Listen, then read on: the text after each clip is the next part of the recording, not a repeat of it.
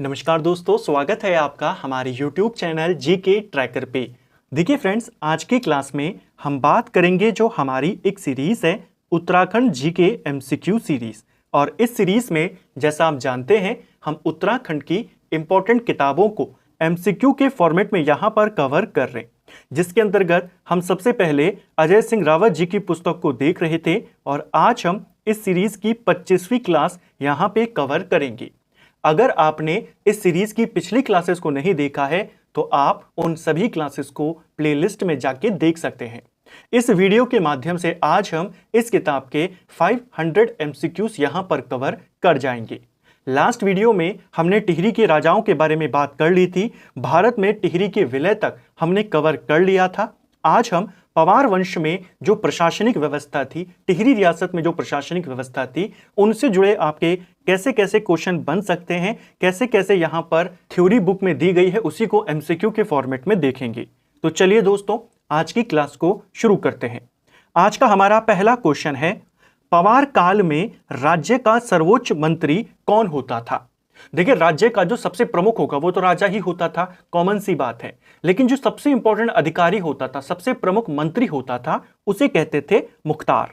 Option B सही उत्तर यहां पर होगा। ठीक है, जब भी कोई कमजोर नरेश गद्दी पर बैठता था तो सारी जो पावर होती थी वो इसी मुख्तार के हाथों में होती थी। ठीक है, राजा अपने आदेश निम्न में से किसके माध्यम से देता था? देखिए, जो राजा होता था उसका सर्वोच्च मंत्री जो है वो है मुख्तार। इनके अलावा मंत्रिमंडल होती थी, उसमें कई सारे अन्य सदस्य भी होते थे। उनसे सलाह लेकर के राजा निर्णय करता था। राजा सर्वोच्च जरूर होता था लेकिन निरंकुश नहीं होता था। राजा जो भी ऑर्डर देता था, जो भी निर्देश देता था, वो किसके माध्यम से जनता को पता चलते थे, जनता तक उनकी जानकारी जाती थी? वो जानकारी दफ्तरी के माध्यम से जाती थी। ऑप्शन बी सही उत्तर यहां पर होगा। जो राजकीय कार्यालय होता था उसका महानिदेशक, उसे कहा जाता था दफ्तरी। यही कर्मचारियों की नियुक्ति करता था, यहीं से सारे ट्रांसफर वगैरह होते थे। किसी को इनाम देना, किसी को दंड देना, वह सब जो आदेश राजा देता था वो इसी के माध्यम से संपन्न होते थे और जनता को पता चलते थे।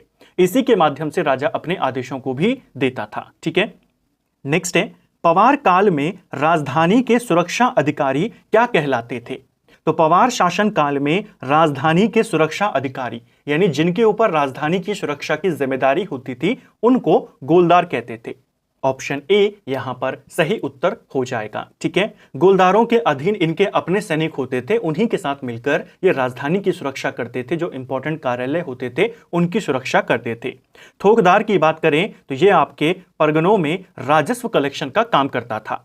फौजदार की बात करते हैं तो फौजदार परगने का सैनिक शासक होता था। किसी भी परगने का जो सैन्य प्रमुख होता था वो फौजदार होता था। ठीक है, इसका जो मुख्य काम होता था परगने में शासन व्यवस्था को बनाए रखना होता था। चणु की बात करें तो चणु क्या होते थे? तीव्रगामी जो संदेशवाहक होते थे उनको चणु कहा जाता था। क्वेश्चन बनेगा, पवार काल में चणु क्या है? तो तीव्रगामी संदेशवाहक जो होते थे उन्हीं को कहते थे चणु। ठीक है, एक और चीज यहां पर ध्यान रखना, एक अधिकारी होता था या एक व्यक्ति होता था जो राजा के साथ चांदी का डंडा लेकर चलता था, राजा के पीछे पीछे चांदी का दंड लेकर चलता था, उसे चोपदार कहते थे। तो गोलदार राजधानी की सुरक्षा करने वाला, थोकदार परगने से राजस्व कलेक्शन करने वाला, फौजदार परगने का सैनिक शासक, चणु तीव्रगामी संदेशवाहक और चोपदार चांदी का दंड लेकर राजा के साथ चलने वाला। ठीक है, राज्य के विभिन्न परगनों में राजस्व की वसूली किसके द्वारा होती थी? हमने ये वाले क्वेश्चन ब्रिटिश काल से संबंधित भी देखे। पवार शासन काल में भी लगभग यही व्यवस्था यहां पर दी गई है। पवार शासन काल में भी परगनों में जो राजस्व वसूली का काम करता था वो थोकदार करता था। ठीक है, गांव का नहीं पूछा है, अगर पूछेगा गांव में कौन करता था तो गांव में प्रधान करता था। प्रधान लेकर फिर परगने में थोकदार को देगा, फिर थोकदार इसे सरकार को या जो शासक होते थे उस समय राजकोष में जमा करवाएगा। ठीक है, तो परगना पूछा है तो आप थोकदार को यहां पर कहेंगे। ठीक है, थोकदार को कमीन या सयाना के नाम से भी जाना जाता है, ऐसा क्वेश्चन भी बनता है। निम्न में से कौन सही सुमेलित नहीं है? यहां पर पवार काल में भू व्यवस्था को लेकर के 3 शब्द दिए गए हैं। कौन किसके साथ सही सुमेलित नहीं है वो बताना है। पहला, ब्राह्मणों को दी गई भूमि विष्णु प्रीति कहलाती थी। पहला प्रश्न आपका सही है। पवार शासन काल में भी जो भूमि का मालिक होता था वो राजा ही होता था। राजा किसी को भी अगर भूमि देता था तो उसके 3 आधार उस समय होते थे। या तो वो ब्राह्मणों को देगा दान में, उसे विष्णु प्रीति कहते थे, या विशिष्ट साहस और वीरता दिखाने के लिए वो सैनिकों को देगा, उस भूमि को रौत कहा जाता था, या अपने राज्य अधिकारियों को देगा, उस भूमि को संकल्प नहीं कहते थे, उस भूमि को जागीर कहा जाता था। ठीक है, जो ब्राह्मणों को भूमि दी जाती थी उसे ही विष्णु प्रीति या संकल्प कहा जाता था। ठीक है, तो दोनों मतलब किसके लिए है? ब्राह्मणों को दी गई भूमि। राज्य अधिकारियों को दी गई भूमि को संकल्प नहीं जागीर कहते थे। आपको गलत वाला पूछा है, ये रहा आपका गलत वाला विकल्प। ठीक है, भूमि को क्या कहा जाता था उस समय उत्तराखंड में? भूमि को थात कहते थे। ठीक है, और जिसको भूमि दी जाती थी यानी जो भूमि का अब मालिक हो गया वो थातवान कहलाता था। एक और चीज ध्यान रखना, किसी व्यक्ति को जब ये भूमि मिलती थी तो उस भूमि पर अगर पहले से कोई किसान कार्य कर रहे हैं उनको हटाया नहीं जाता था। उन किसानों को अनुमति होती थी कि वो वहां पर काम कर सकते हैं और जो राजस्व वो कमाते हैं उसका कुछ हिस्सा वो भूमि के मालिक यानी थातवान को देंगे। जो वो किसान है जो पहले से वहां पर काम कर रहे हैं उनको खायकर कहा जाता था। ठीक है, नेक्स्ट है, पवार काल में राज्य की आय का प्रमुख साधन क्या था? तो पवार शासन काल में दूसरे राजवंशों की तरह लगभग सभी राजवंशों में आय का जो महत्वपूर्ण साधन होता था वो भूमि कर होता था। ऑप्शन बी सही उत्तर यहां पर होगा। गढ़वाल में मुगल चित्रकला शैली आरंभ करने का श्रेय किसको जाता है? तो गढ़वाल में मुगल चित्रकला शैली की शुरुआत किसके द्वारा करी गई थी? देखिए, एक जो मुगल राजकुमार था सुलेमान शिको, उसने गढ़वाल में शरण ली थी। 1658 में वो यहां पर आया था जब औरंगजेब से बचते हुए वो आया। किसके दरबार में गया था? तो वो गया था पृथ्वीपति शाह के दरबार में। उसके साथ दिल्ली से 2 प्रमुख चित्रकार भी आए थे जिनका नाम था श्यामदास और हरदास। इन हरिदास को कुछ जगहों पर के हरदास पे लिखा गया है तो आपने दोनों को याद करना है। ठीक है, श्यामदास यहां पर पिता था और इनके पुत्र का नाम था हरदास। इन दोनों के द्वारा उत्तराखंड में गढ़वाल के अंदर मुगल चित्रकला शैली की शुरुआत करी गई। बाद में इन्हीं का बेटा हुआ हरिराम, फिर आया मंगत राम और फिर आया मौलाराम। मौलाराम जो कि एक प्रसिद्ध चित्रकार था वो इन्हीं के वंशज थे। ठीक है, नेक्स्ट है, निम्न में से किसने गढ़वाली सेना में छोटी तोपों का भी उल्लेख किया है? तो देखिए, गढ़वाली सेना में छोटी तोपें भी होती थी, इस बात की जो जानकारी हमें मिली है वो पादरी एवेजदो ने दी है। ऑप्शन बी सही उत्तर यहां पर होगा। पादरी एवेजदो के लेकर के हमने एक क्वेश्चन पहले भी देखा था कि वह कौन सा पादरी था जो श्याम शाह के दाह संस्कार के समय वहां पर उपस्थित था। तो वो कौन था? पादरी एजेवितो। ठीक है, इसी ने यहां पर गढ़वाल की सेना का वर्णन किया है और ये बात बताई है कि गढ़वाल की सेना में छोटी छोटी तोपें भी यहां पर होती थी। गढ़वाल की जो उस समय सेना होती थी वो कई सारे पलटनों में विभक्त होती थी। जो राजा की सेना होती थी इन पलटनों को लोहावा, बधाण और सलाण कहा जाता था। ठीक है, नेक्स्ट है, सुदर्शन शाह के काल में राज्य को कितने थानों में बांटा गया था? देखिए, टिहरी नरेशों का भी प्रशासन लगभग वैसा ही था क्योंकि यहां पर भी पवार राजा थे। कुछ बातें यहां पर अलग थी। सुदर्शन शाह ने प्रशासन की दृष्टि से अपने पूरे काल को, अपने पूरे राज्य को 4 थानों में विभाजित किया था। ऑप्शन बी सही उत्तर होगा। इनका जो प्रमुख होता था उसे थानेदार कहा जाता था, जो कि बाद में क्या बन गया? थानेदार यहां पर बन गया। ठीक है, नेक्स्ट है, राजा की आज्ञा से कृषि भूमि करने वाला क्या कहलाता था? तो राजा की आज्ञा से कृषि भूमि पर कृषि करने वाला व्यक्ति को आसामी कहा जाता था। ऑप्शन सी सही उत्तर यहां पर होगा। टिहरी रियासत में भी वही परंपरा थी कि राजा ही समस्त भूमि का मालिक होगा। राजा अगर किसी को अनुमति देता था कि आप यहां पर खेती कर सकते हैं, उनको कहा जाता था आसामी। ठीक है, आसामी जो होते थे उस समय वो 3 प्रकार के होते थे।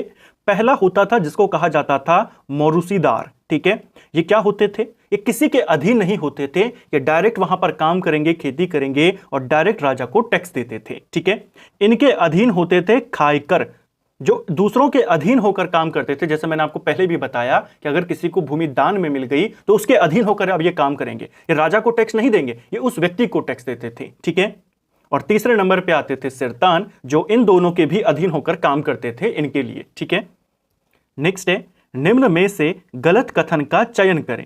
तो चलिए देखते हैं यहां पर कौन सा कथन गलत है। पहला, टिहरी में पहला खैराती दवाखाना प्रताप शाह ने 1876 में स्थापित किया था। तो ये वाला प्रश्न आपका बिल्कुल सही है कथन।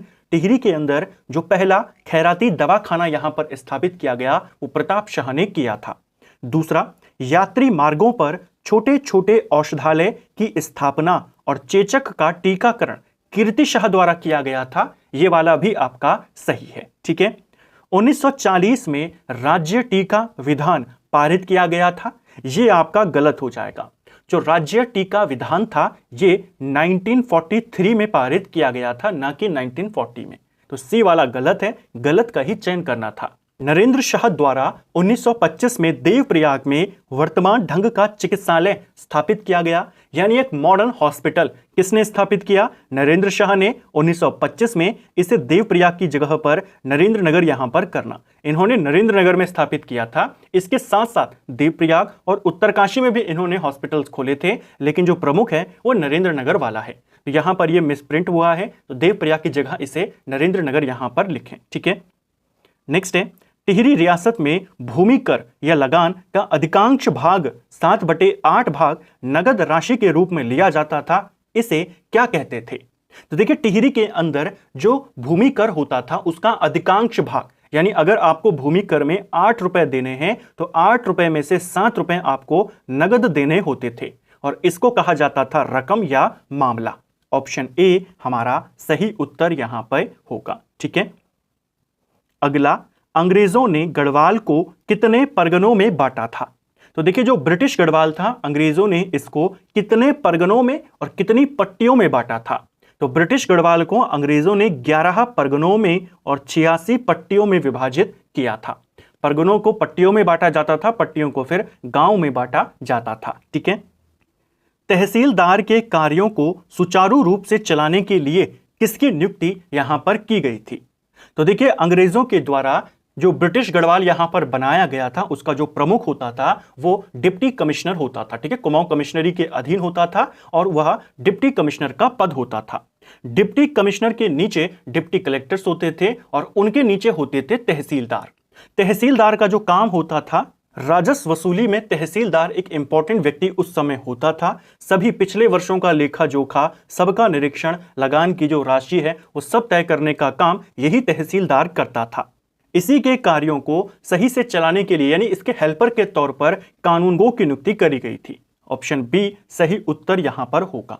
गढ़वाल में कितने कानूनगो की नियुक्ति करी गई थी? गढ़वाल में शुरुआत में 4 कानूनगो बनाए गए तहसीलदार की मदद के लिए। बाद में 1896 में 2 और कानूनगो की नियुक्ति यहां पर करी गई थी। ठीक है। यानी उनके पद सृजित किए गए थे।